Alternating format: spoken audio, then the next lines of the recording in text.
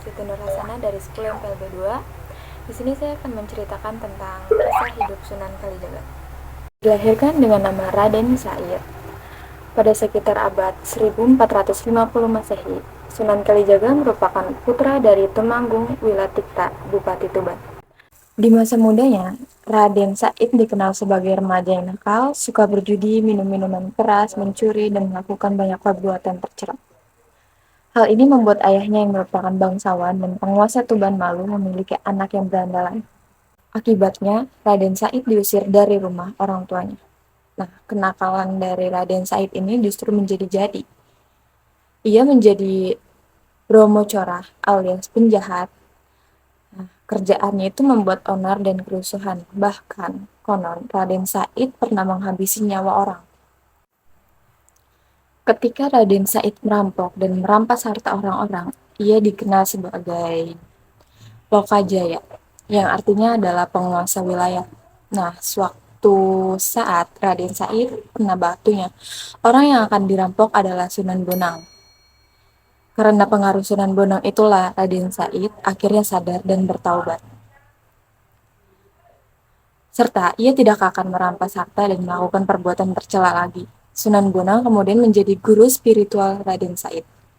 Selain belajar Islam, Raden Said juga menaklukkan kesusastraan Jawa dan belajar mendalang.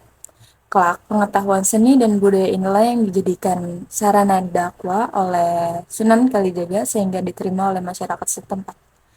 Nah, dakwah Sunan Kalijaga ini dimulai di Cirebon, di desa Kalijaga. Oleh karena itu, Raden Said dikenal sebagai Sunan Kalijaga.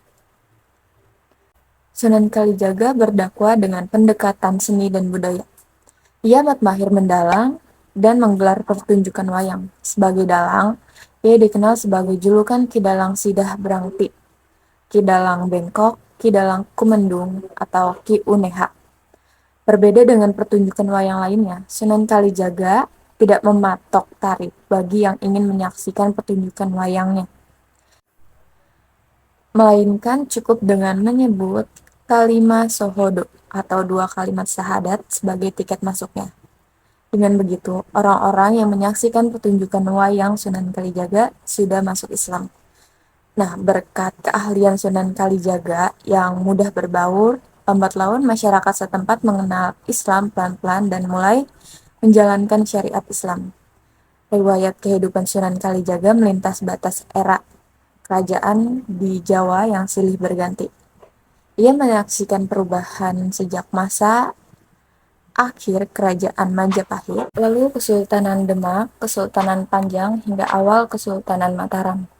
Sunan Kalijaga juga disebut memiliki beberapa istri, diantaranya yaitu Dewi Saro, Syarifah atau Siti Zainab, ada Ratu Katno Kediri. Nah, Dewi Saro ini adalah putri dari Maulana Ishak. Sedangkan Ratu Katno merupakan putri dari Kerajaan Kediri dan Siti Zainab merupakan adik dari Sunan Gunung Jati. Dari istri-istrinya itu, Sunan Kalijaga memperoleh beberapa anak, diantaranya adalah Witaswara atau Sunan Panggung dan Sunan Muria. Kedua anaknya itulah yang melanjutkan dakwah yang dirintis oleh Sunan Kalijaga.